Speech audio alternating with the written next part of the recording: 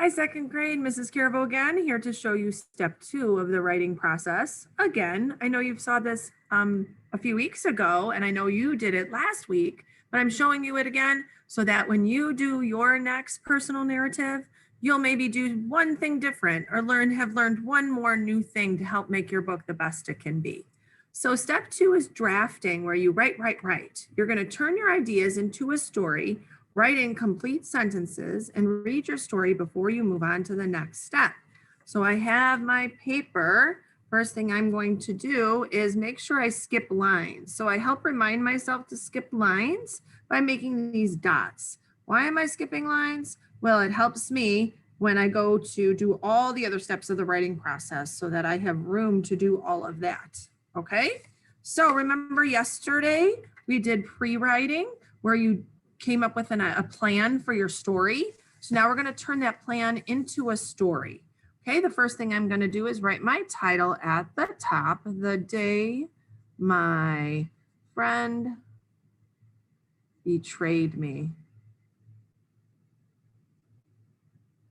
Okay, and this is by Mrs. Carabo.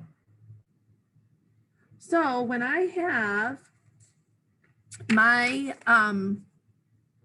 my plan, I need to turn this introduction into something my reader is going to want to read this, make my reader want to read this story. So I want to make my reader read this story, but I also want to do a few things. I want to indent. So remember when I indent, I use like 3 finger spaces.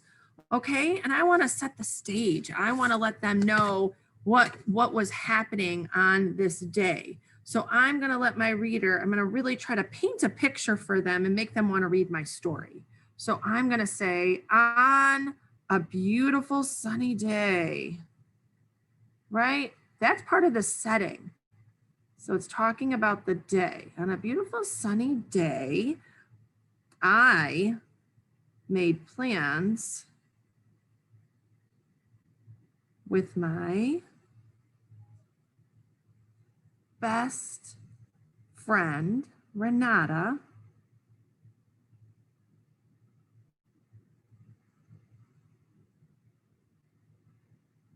to go, so I want to talk about me and Renata. I'm going to talk about Becky later.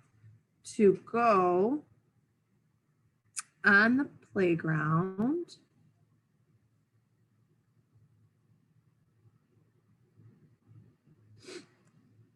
at recess and swing on the swing set.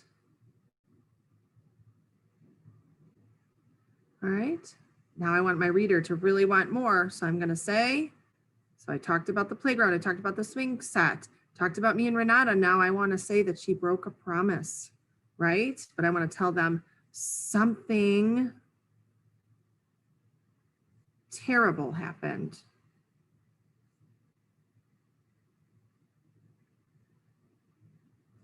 She broke a promise. So that kind of gives my reader something that they want to read, right? They're going to say, well, what in the world? Why would she do such a thing? So now I just copy down what I planned out yesterday.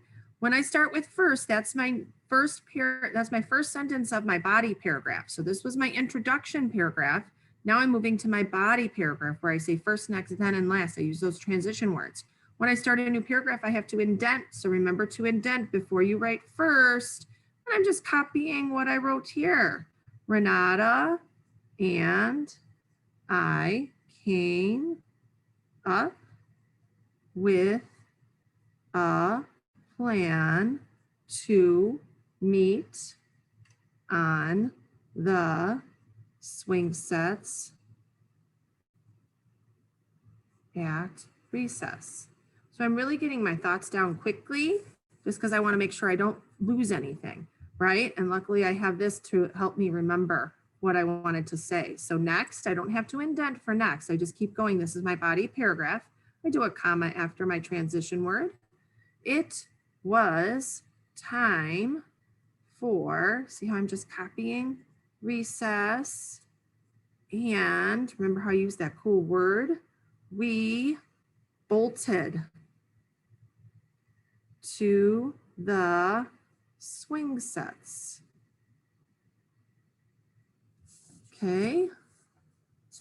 I'm going to keep going. I want to do then. I'm going to keep going on this body paragraph. Then Renata and her friend got on the swing sets. It was terrible. I was devastated. Last, my new friend, Becky,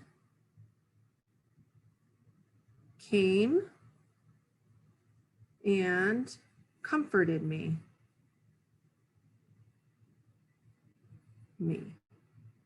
Oh, thank goodness.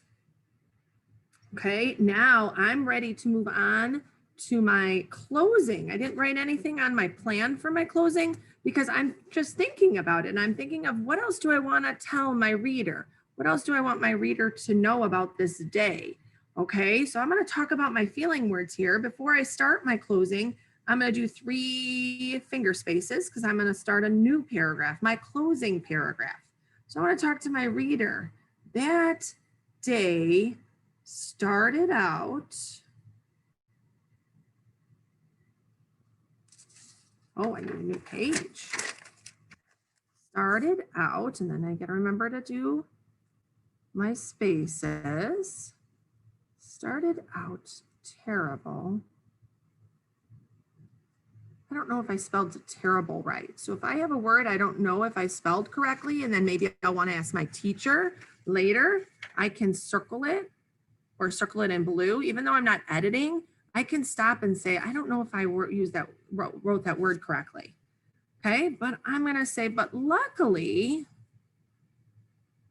Becky made it. Oh, I want to use one of my 5-star words that I've been learning in 2nd grade. I want to use that word magnificent. I'm not sure how to spell it, so I'm going to stretch it out. Magnificent. That's what I hear. So I'm not sure I know how I spelled that word correctly. So I'm going to go ahead and circle that word to help look at that later when I'm doing editing. Okay, because I'm not really worried about spelling right now. I'm just worried about getting my ideas down. So I'm going to say we became fast friends and she always, I want to say cheered me up. I'm not sure how to spell cheered, so I'm going to write cheered. I don't know if that's right. I'm going to circle it and then I can ask later. Cheered me up. I'll ask about that during editing. Okay, so I might want to say, whenever I was mad, she would tell me a joke.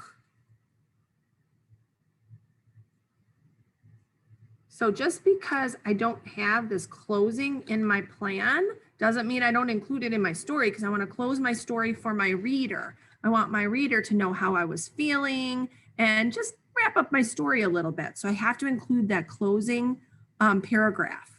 All right, I can't wait to do our next step.